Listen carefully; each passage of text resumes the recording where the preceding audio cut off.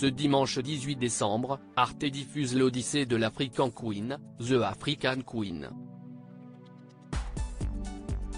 Le film signé John Huston, sorti en 1951, a connu son lot de péripéties.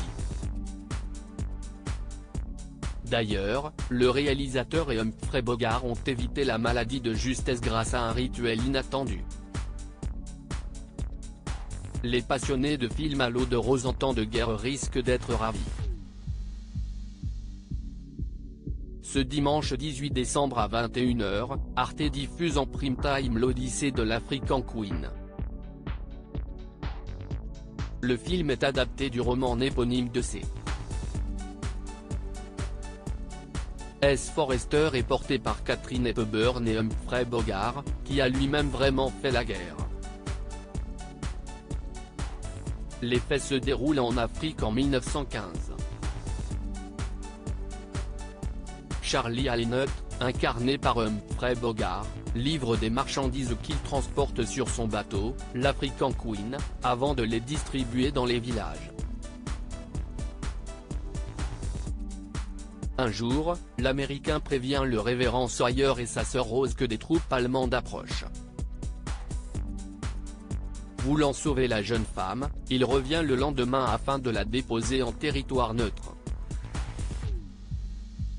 Seulement voilà, cette dernière n'est pas du même avis et compte bien lutter. Elle l'oblige à descendre le fleuve pour rejoindre les Anglais.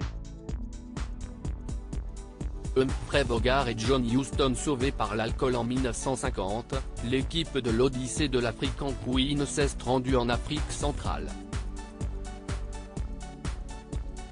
John Huston et Humphrey Bogart, qui a déjà été à l'affiche d'un autre célèbre film romantique, Casablanca, ont alors pris la mauvaise habitude de s'enivrer du matin au soir au whisky.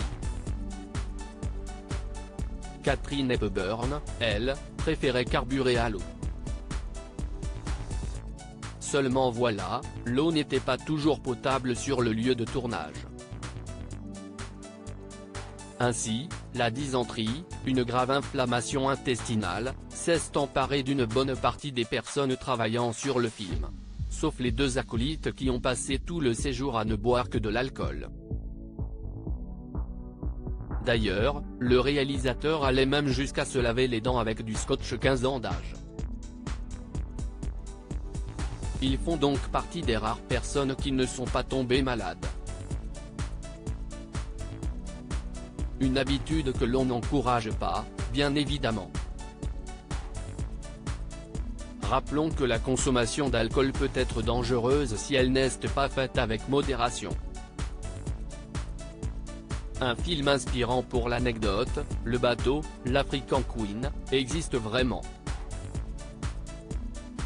En effet, il a même été construit spécialement pour les besoins du film à Lytham St Anne, en Angleterre. D'ailleurs, celui-ci a inspiré le bateau à vapeur qu'utilisent Donald Duck et ses neveux dans la bande dessinée La chasse aux crocos du Nil, publiée en 1988. Article écrit en collaboration avec 6 médias. À lire aussi Marlène Dietrich, Humphrey Bogart, Jean Gabin. Ces stars qui ont vraiment fait la guerre.